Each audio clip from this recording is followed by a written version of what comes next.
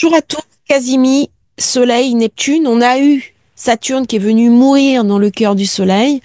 Eh bien, maintenant, c'est Neptune, le dieu des océans, mais aussi toutes les illusions que nous pouvons avoir. Moment parfait pour passer à autre chose, faire mourir nos douleurs, notre transgénérationnel, tout ce qui nous obsède, nos obsessions, nos addictions, toutes les scories intérieures qui nous empêchent d'avancer. Très bonne période pour faire une sorte de reset. On recalcule un nouvel avenir possible. Très belle période. Quelle est la clé un petit peu du déblocage? Déjà, se connaître. Quand je ne sais pas qui je suis, j'ai beaucoup plus de mal à avancer pour envisager un meilleur avenir pour moi-même. Mais aussi, j'ai envie de dire un mot-clé qui est s'autoriser, se faire confiance. Je vois bien ce qui anime les personnes qui ont la gagne, qui arrivent à avoir des vies positives, euh, de réussite. Alors quand je parle de réussite, c'est pas uniquement sur le plan financier. Et j'ai même envie de dire c'est presque secondaire. Pourquoi? Parce que le financier arrive naturellement. Quand vous êtes dans cette dynamique-là, quand vous êtes en phase avec votre vie, que vous montez des projets positifs, eh bien le financier arrive naturellement. Pourquoi? Parce que vous êtes porté par une sorte d'énergie qui va attirer les autres, qui va faire venir les autres à vous naturellement, et les choses vont se mettre en place de manière non mentale presque. On est dans l'énergétique. Alors pour certains, ça peut vous sembler abstrait, abscon, mais parce que c'est le Casimir, je vous demande d'y réfléchir. C'est vrai que on est souvent prisonnier des limites de notre imaginaire, des limites que la société va nous mettre, des limites qu'on va nous-mêmes se mettre. On reparlera aussi sur la chaîne du syndrome d'imposteur. Et c'est au niveau de notre psychisme. Est-ce que je suis open brain, c'est-à-dire est-ce que mon cerveau est ouvert? Est-ce que je suis prêt à accepter des nouveaux postulats, à me redéfinir par rapport à ces nouveaux postulats? Ou est-ce que je m'accroche à une image dégradée de moi-même? Est-ce que je me définis par rapport à mes possibles? Ou est-ce que je me définis par rapport à mes impossibles? Eh bien, c'est toutes ces questions existentielles que Neptune vient nous poser. Neptune, c'est une certaine définition de la réalité. Mais est-ce que ma définition est juste ou est-ce qu'au contraire, elle est illusoire? Et l'illusion peut être dans le sens positif, mais aussi dans le sens négatif. Est-ce que je n'ai pas une valeur intrinsèque à moi-même que je vais dévaloriser? C'est toutes ces questions prises sous un autre angle que Neptune, dans ce Casimir, nous invoque à aborder. Alors, beaucoup de personnes qui sont dans la spiritualité parlent de l'ego. Oui, l'ego, ceci, l'ego, cela. Mais si j'ai plus d'ego, j'ai plus de personail, comment je vais pouvoir être dans mon incarnation? Il y a une différence entre l'ego et l'orgueil. Et il y a une forme de confusion depuis que Neptune est rentré en Poisson, où on a l'impression que lorsqu'on est dans un développement personnel, lorsqu'on est sur un chemin d'éveil, on est toujours obligé à une certaine forme de mortification, comme si on devait évoluer uniquement dans la souffrance. Et j'ai envie de vous raconter une histoire qui m'est arrivée il y a quelques années, où je me suis retrouvée dans le Covid en difficulté, et j'ai un de mes voisins qui m'a dépanné. C'est quelqu'un à qui j'avais rendu des services, c'est quelqu'un qui a des gros moyens financiers, et parce que c'était mon voisin de ponton, il était parti en voyage, et il m'avait demandé de garder son bateau, ce que j'avais fait très volontiers. Et quand il est revenu, il m'avait proposé de me dédommager. À l'époque, je n'avais pas besoin, je faisais du Airbnb, j'avais un revenu très modeste, mais qui me suffisait pour être heureuse. J'ai refusé. Et le jour où j'ai été coincée, il l'a appris et il m'a donné une enveloppe. Et je lui ai dit, comment je peux te rembourser ça? Il m'a dit non. C'est, c'est comme ça. Et là, j'ai passé un gap de progression. J'ai fait une vraie évolution en avant, mais de manière positive. Et ça a été une véritable leçon de vie, ce geste qu'il a fait pour moi, parce que on peut évoluer, on peut avancer sans la souffrance. Et c'est ça aussi la leçon de Neptune. Neptune, c'est pas uniquement la culpabilité, la mortification, la dévalorisation. Quand je suis dans un système qui me fait du mal, qu'est-ce qui m'empêche d'en sortir? Quand je suis dans une contrainte sociale qui me dévalorise, qui me fait du mal, comment je peux trouver en moi la force, la puissance et le courage d'aller chercher autrement la réussite, la joie et parfois même la prospérité? Si je suis dans une situation complexe, eh bien c'est en repositionnant mon regard de l'extérieur, en me disant en fait peut-être que ce que je vis n'est qu'une part de la réalité. Et comment je vais pouvoir m'en extraire pour trouver d'autres réponses, d'autres solutions? Alors parfois ça passe par l'intervention d'un tiers. C'est ce que je vis avec les gens qui viennent me voir en astrologie. J'essaie de repositionner le débat, j'essaie de débloquer des portes, j'essaie d'ouvrir d'autres perspectives. Je reviens à Neptune. Neptune, on le met beaucoup sur le côté psychique. Quand on a découvert Neptune, c'est toutes les possibilités au niveau psychanalytique, les travaux de Freud, de Jung, d'Adler, c'est tout ce mouvement où on a pris conscience que nous avions une psyché, que cette psyché pouvait être endommagée et qu'on pouvait récupérer du mieux-être en travaillant sur nous-mêmes. Ça a été une véritable révolution. C'est aussi tous les écrits révolutionnaires, tous les écrits communistes par Neptune, mais c'est aussi cette idée de rédemption qui arrive dans l'idée du poisson. Comment je vais pouvoir créer une rédemption? La rédemption, c'est aussi la fin d'une image dégradée de moi-même. Dans le poisson, on est dans les écuries d'Augias. Les écuries d'Augias, c'est toute l'ombre qui m'obsède, qui m'empêche d'avancer, qui vient de ma propre expérience de vie, de mes échecs, de mes drames, de mes épreuves. Ça vient aussi de mon enfance. Tout ce qui n'a pas été digéré, tout ce qui est là à titre de résidu. Ça vient aussi du transgénérationnel. J'hérite dans mon ADN de mémoire, entre guillemets, karmique, des traumas de mes ancêtres. Et quand on commence à travailler sur l'épigénétique, on s'aperçoit tout à fait de cet emboîtage, où maintenant c'est prouvé qu'il y a des changements au sein même de l'ADN causés par des chocs et que ces chocs créent un héritage génétique. Pourquoi? Parce que ça permet de reprogrammer l'espèce dans un autre sens qui va intégrer le trauma de manière à ne pas répliquer. Ça, c'est le côté psychologique de Neptune. Et Neptune, il vient me parler aussi des addictions, de mes dépendances, de ce qui prend le pouvoir sur moi et qui m'empêche d'être libre. C'est-à-dire que quand j'ai des addictions, quelles qu'elles soient, je ne suis pas libre dans ma tête. Ça occupe une part importante de ma psyché, mais aussi de mes choix de vie. Parce que ça a un coût, ça a un prix. Ce sont des obsessions. Et les obsessions me contrôlent. Je ne suis plus maître de moi-même parce que ces obsessions prennent la place de mon propre choix de vie et elles se substituent à ma propre décision. Alors, le monde de Neptune, c'est bien sûr le dieu des océans. Je vous ferai une vidéo sur l'archétype de Neptune dans la partie symbolique. Je vous ai préparé aussi une vidéo, je vais voir quand est-ce que je l'envoie, sur Neptune qui passe en bélier. Elle est prête, il faut juste que je fasse le montage. Mais il y a beaucoup d'événements astrologiques en ce moment et j'arrive pas toujours à tout suivre. Et quand on voit cette carte du passage, on réalise à quel point ce passage est accompagné.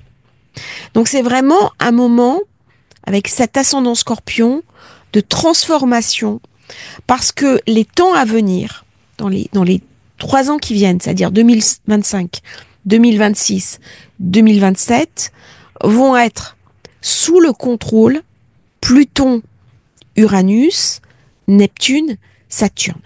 J'ai un grand portail qui s'ouvre. Et là, eh bien, Soleil Casimir, Saturne a ouvert une porte. Sur Neptune, on ouvre une autre porte. Et ça avait commencé quand Soleil était Casimir sur Pluton. Qu'est-ce qui s'est passé ce jour-là? L'investiture de Donald Trump. Et c'est en train de changer le monde occidental et les rapports de force. Donc voyez comment l'astrologie a des conséquences en termes de géopolitique, ça a des conséquences sur ma vie, mais ça a aussi des conséquences sur le monde dans lequel je vis. Neptune en Poisson, c'est un monde atypique. C'est un monde de la préexistence. Je m'explique. On est dans une forme de pré-monde. Alors qu'est-ce que c'est que le pré-monde? On est avant la création. On est avant le Béréchit. Béréchit, c'est au commencement, mais avant le commencement, il y a quelque chose. On est avant la manifestation. On est dans la cellule qui vient de se rencontrer et qui va se développer. Lorsque nous sommes en acte de reproduction, lorsque le spermatozoïde rencontre l'ovule, on est déjà dans la création. Il y a quelque chose qui vient de naître. Ce quelque chose qui vient de naître, c'est une étincelle et c'est aussi une probabilité de vie. Pourquoi je ne dis pas que c'est la vie elle-même? Eh bien parce que malheureusement, il y a un certain nombre de grossesses qui n'aboutissent pas. Pour des raisons soit organiques, soit parce que la maman fait un autre choix. Le but n'est pas là. On est dans une étincelle. Et cette étincelle, c'est déjà quelque chose. C'est une probabilité, mais c'est une probabilité qui va se développer pour donner naissance à la manifestation. La manifestation existe au moment de la naissance. C'est-à-dire, je suis l'enfant qui arrive. Je suis la création. Mais avant la naissance, il y a 9 mois de gestation avec des phases. D'ailleurs, il y a des astrologues et des personnes qui travaillent en décodage familiaux qui se spécialisent sur des étapes clés au niveau du développement du fœtus. Et donc, dans ce pré-monde, il y a déjà quelque chose qui existe. Si je regarde Neptune, j'en reparlerai un peu plus longuement de tout ça. Si je regarde Neptune, c'est tout ce qui est flux. C'est tout ce qui est voie navigable. C'est aussi tout ce qui est culpabilité. Donc la période en ce moment m'invite à laisser de côté mes culpabilités. De quoi je me sens coupable? De quoi je me sens redevable? En fait, on est redevable de rien, si ce n'est que de soi-même. Alors, vous allez me dire, c'est un peu plus compliqué que ça, et vous aurez raison. Sauf que des fois, je me sens redevable ou responsable de choses dont je n'ai pas à en être. C'est-à-dire, les autres déchargent leur propre responsabilité sur moi-même. Je vois le cas régulièrement de familles qui ont un ancêtre, et puis il y a une personne qui se charge de tout. Et les autres ne s'en occupent pas. C'est là où je parlais du risque de mortification avec Neptune. Neptune, à un moment donné, il va me demander de me libérer. Au même titre qu'Uranus, au même titre que Pluton. Quelle est la libération de Neptune? Est-ce que je suis obligée de me faire du mal pour être dans la spiritualité? Pas forcément. Est-ce que je suis obligée d'être en état de manque, en état de pauvreté pour être dans la spiritualité? Pas forcément. Par contre, je suis peut-être invitée à poser un autre regard, à être en phase avec ce Neptune qui vient me parler d'éthique de vie. C'est-à-dire que dans mes activités, je suis invitée à avoir une éthique, à ne pas faire n'importe quoi. Hier au soir, je regardais un film sur le lobbyisme qui m'a beaucoup interrogée. Et à un moment donné, d'ailleurs, il y a une des personnes, des lobbyistes, qui craque complètement parce qu'il se fait rattraper par sa propre échelle de valeur. C'est ça que Neptune vient me poser comme question. Quelle est mon échelle de valeur? Quelle est ma propre perception de ma réalité? Comment je vais pouvoir trouver une place dans ce monde tout en respectant mon éthique et mes besoins de prospérité, d'indépendance financière et même de réussite? Tout ça peut très bien s'emboîter. Neptune vient aussi me parler du sens de ma vie. Quel est le sens de ma vie que je veux incarner? Et pour ça, parfois, il faut des moyens. C'est-à-dire, est-ce que je vais faire de ma réussite un but en soi? Est-ce que mon but, ça va être de flamber, d'en mettre plein la vue aux autres? Ou est-ce qu'au contraire, ça va être une liberté que je vais mettre au service, eh bien, peut-être en m'engageant dans des actions, dans des activités, en finançant aussi des choses auxquelles je vais croire. Par idéal. Au final, nous sommes tous des idéalistes. Et c'est l'idéal qui est cette eau matricielle qui nous porte. Est-ce que c'est mon quotidien? Payer mes factures, être à mon boulot, accomplir des actes répétitifs? Non. Il y a quelque chose de supérieur à moi qui m'invite à me pousser vers le haut, qui m'invite à une forme de dépassement, à une forme de transcendance. Quand vous aviez Coluche, à un moment donné, alerte les politiques par rapport à la paupérisation de la population. Et les politiques lui disent, on va y réfléchir. Et là, il est rattrapé par une prise de conscience. Il n'y a pas le temps d'y réfléchir. Il y a des gens qui ont faim. Et il va dire, nous, on va le faire. Et c'est toute l'idée de ce Neptune qui n'a pas le temps de réfléchir. Et s'il réfléchit, il se noie. Quand il rentre en Bélier, il va passer dans l'action. C'est-à-dire que je peux grandir, je peux travailler sur moi-même, je peux m'introspecter, mais à un moment donné, je suis rattrapée par une question, ok, qu'est-ce que tu en fais? C'est-à-dire qu'à force d'ouvrir des boîtes, ouvrir des portes, ouvrir des fenêtres, ouvrir des tiroirs, il y aura toujours un autre tiroir derrière. Il y aura toujours une autre souffrance. Et à un moment donné, je pose les bagages. Et je dis, ok, maintenant, tout ce que j'ai appris, qu'est-ce que j'en fais? Non seulement pour moi, mais aussi pour les autres. Qu'est-ce que j'apporte au monde? Eh bien, c'est toutes ces questions que le Casimi vient nous poser d'un univers symbolique, profondément inspiré, profondément relié, profondément dans la conscience, mais en pratique, je suis invitée à l'amener au monde. Je suis invitée à ce que ces eaux matricielles, ces eaux d'origine, ces eaux créatrices se déversent pour nourrir la terre, se nourrissent pour apporter une substance aux autres. En termes de réflexion, en termes d'ouverture, en termes de conscience, peu importe, mais à me projeter sur l'extérieur. Casimi vient aussi me parler des neuroatypiques, de ma spécificité cognitive, de toutes les personnes qui se sentent différentes. On parle beaucoup des femmes autistes qui ont un positionnement différent des hommes, des personnes qui ont des HP, des zèbres, de cette différence que l'on reçoit vis-à-vis des autres, de cette difficulté à parler de cela quand on est concerné, parce que on est au-delà de l'astrologie. C'est aussi ce côté, quand on va très loin dans la connexion mystique, on peut être rattrapé par qu'est-ce que c'est que la normalité, qu'est-ce que c'est que cette chose que j'ai en moi qui n'est pas reconnue. Et Neptune, Casimi vient me parler aussi de reconnaissance.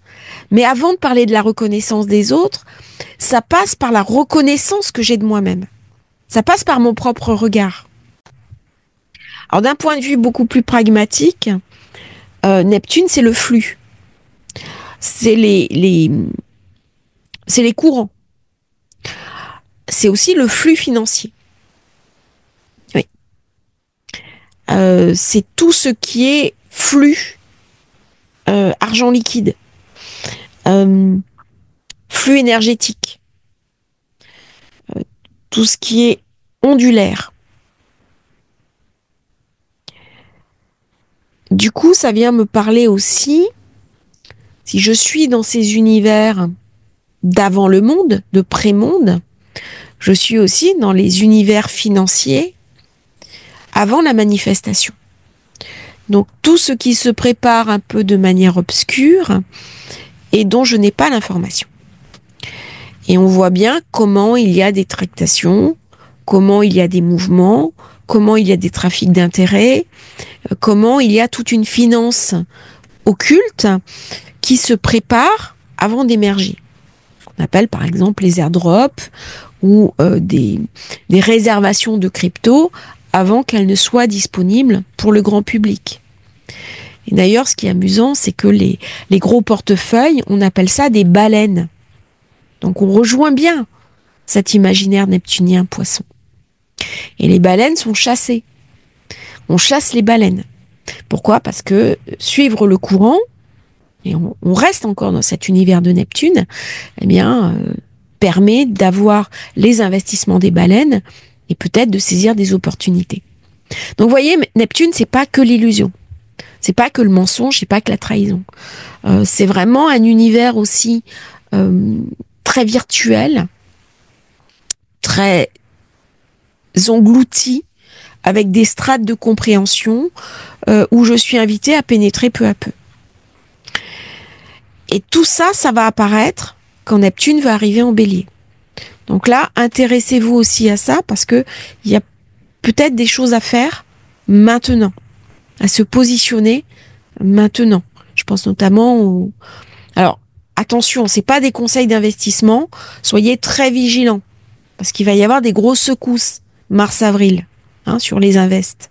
Mais regardez ce qui se passe. Peut-être le moment de faire des choix sur du long terme. Regardez.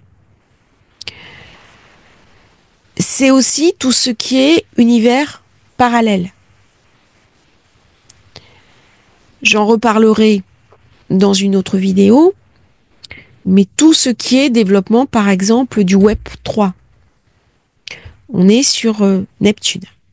On n'est pas sur Uranus.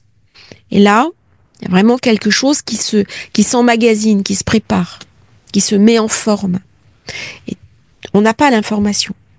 Mais si je suis à l'écoute, je peux aller chercher. Je peux aller gratter. Et il y a des opportunités qui arrivent. Puisque je suis avant le bénéfice.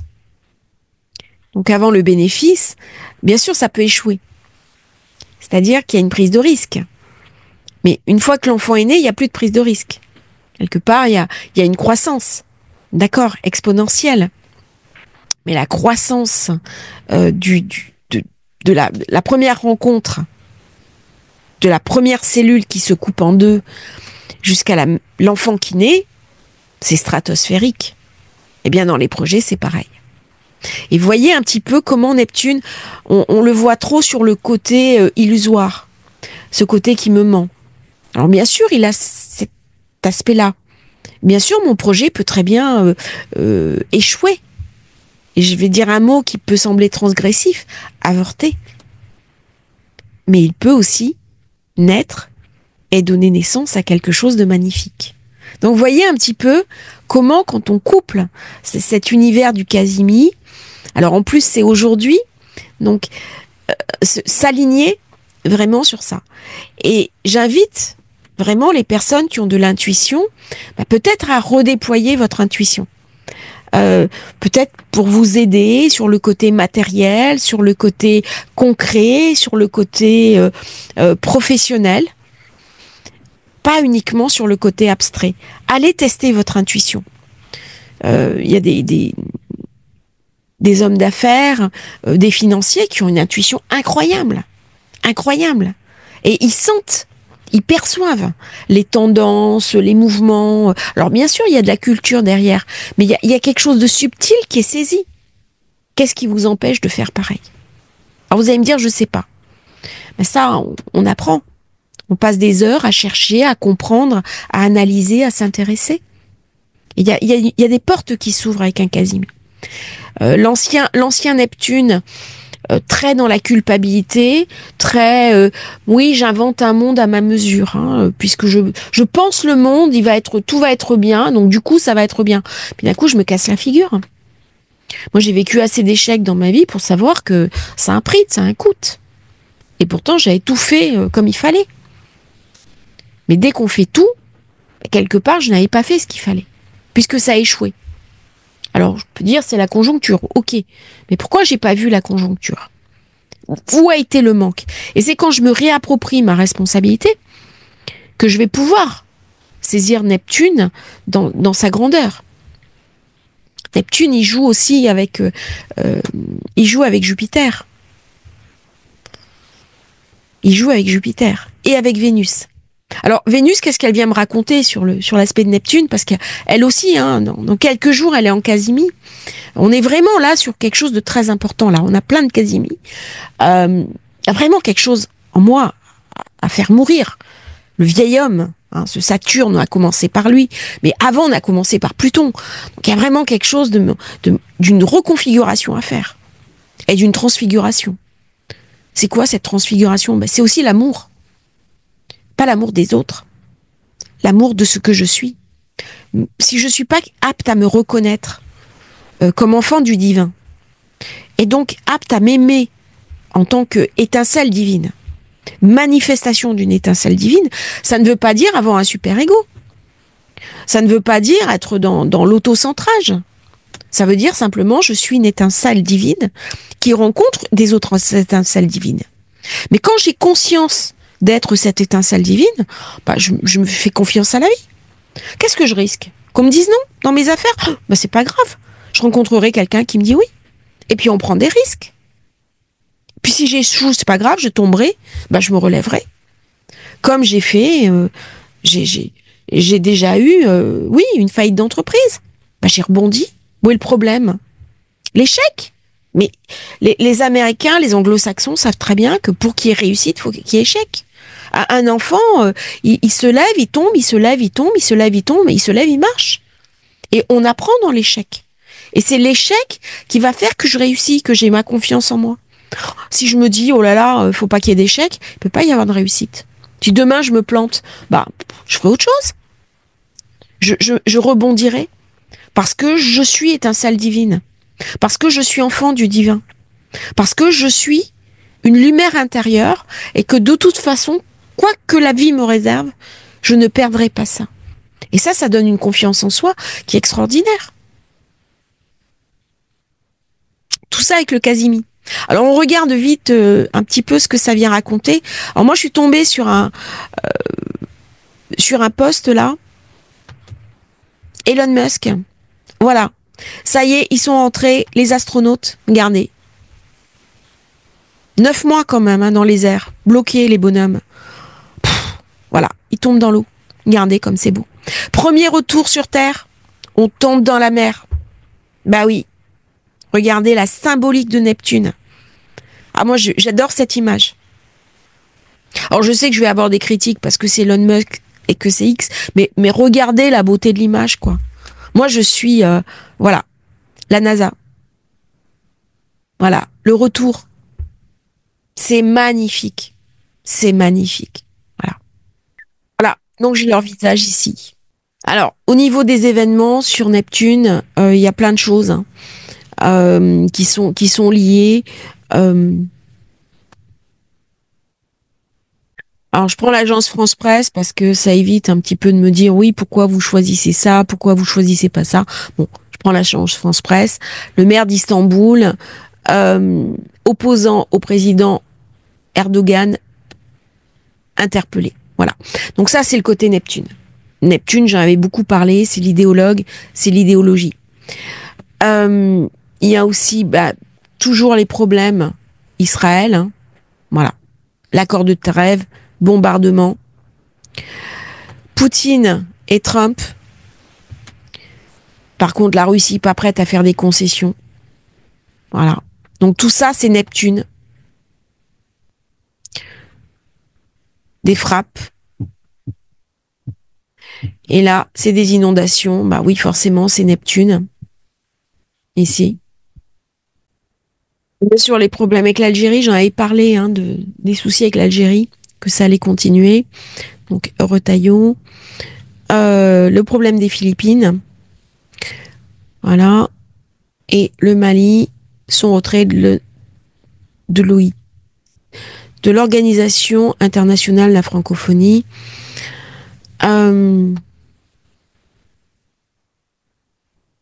Voilà. La guerre en Ukraine. Alors, en plus, j'ai le bleu, hein. Le bleu, c'est assez Neptune comme couleur. Intéressant de regarder. Voilà, les Philippines. Voilà, Palawan. Qui est une ligne de défense. Voyez. Donc tout ça, c'est un univers très très marin. Si on regarde, c'est des univers très très marins, très. Voyez. Alors ça, c'est intéressant. Regardez. Parce qu'il y a un côté aussi sur Neptune qui me parle d'histoire. On est dans les archaïsmes. Le quartier d'Aniyama, Abidjan, désigné comme le lieu le plus vieille présence humaine dans une forêt tropicale. Vous voyez, ça c'est magnifique. L'Homo sapiens y a vécu il y a 150 000 ans. Alors il y avait quelqu'un sur la chaîne qui m'avait dit qu'il n'y avait pas d'homme préhistorique. Bon, voilà. J'avais supprimé le post. Donc voilà, on reprend un petit peu ça. Voilà, c'est toujours, voilà, ça c'est les cerisiers au Japon. Alors ça c'est la culture des cerisiers. C'est aussi la beauté. Neptune c'est la beauté et Vénus c'est l'expression. Et voyez, les cerisiers en fleurs au Japon, c'est très important. Et ce sont des cerisiers roses.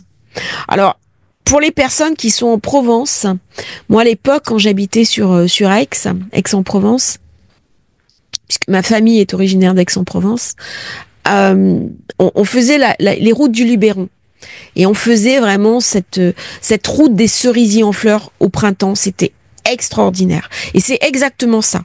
Si ce n'est qu'ils sont moins roses. Ils sont plutôt blancs. Mais c'est superbe. Donc, c'est vraiment une période pour s'imprégner de beauté.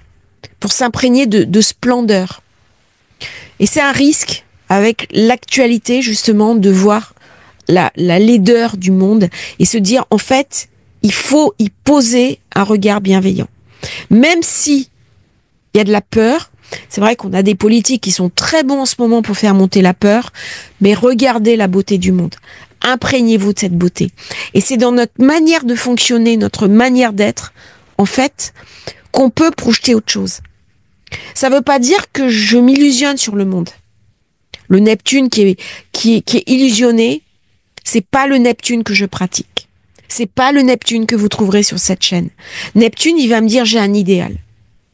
Il y a des choses, des valeurs auxquelles je crois, mais ces valeurs tiennent compte quand même du réalisme du monde.